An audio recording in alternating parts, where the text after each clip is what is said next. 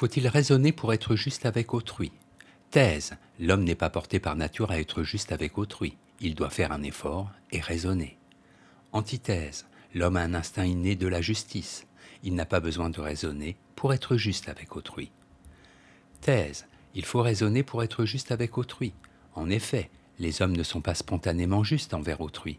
L'instinct naturel nous pousse à nous détruire les uns les autres. C'est la raison, la conscience, qui domine nos instincts et nous pousse à être justes. Premier argument.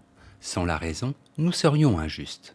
Sartre, après Hegel, dit que l'essence des rapports entre les hommes n'est pas la communauté, c'est le conflit. Mon rapport à autrui, d'instinct, est un rapport de conflit et d'agression. Sans la raison, nous serions comme des animaux défendant leur territoire. Il faut que ma raison s'oppose à ce premier mouvement pour que je sois moral et juste avec les autres. Deuxième argument. Il faut raisonner pour être impartial. Comme le dit Jules Lagneau, il est aisé d'imaginer les hommes tout d'une pièce, de les réduire à des formules simples que l'on condamne d'un mot, en négligeant le reste qui les dément. Ce qui coûterait plus de peine, c'est de sortir de soi pour entrer dans les autres, de les juger de leur point de vue, sans parti pris. Troisième argument, nous sommes égoïstes par instinct. Pour Hobbes, avant qu'il y ait un gouvernement, il n'y a ni juste ni injuste. Par nature, les hommes ne sont pas disposés à être justes envers autrui. L'instinct nous pousse à être égoïstes et à défendre nos intérêts, si nécessaire en étant agressifs avec les autres.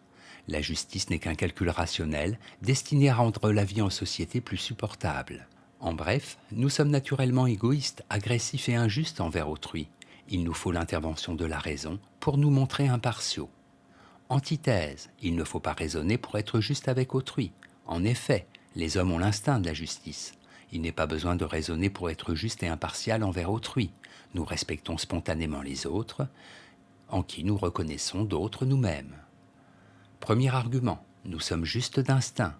Il y a une justice et une injustice dont tous les hommes ont comme une divination, et dont le sentiment leur est naturel et commun, même quand il n'existe entre eux aucune communauté ni aucun contrat, écrit Aristote dans sa rhétorique.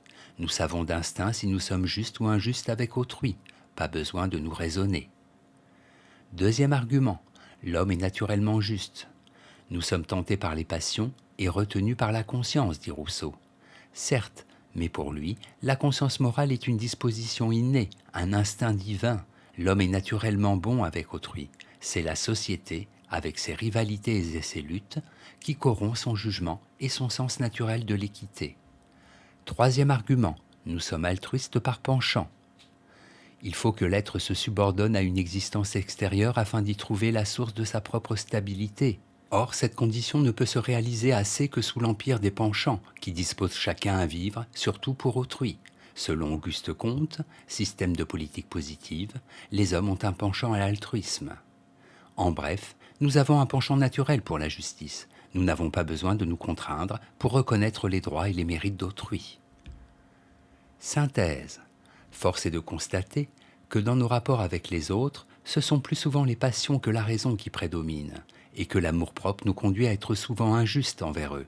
Sur les gens qui nous indiffèrent, nous ne portons en général pas de jugement.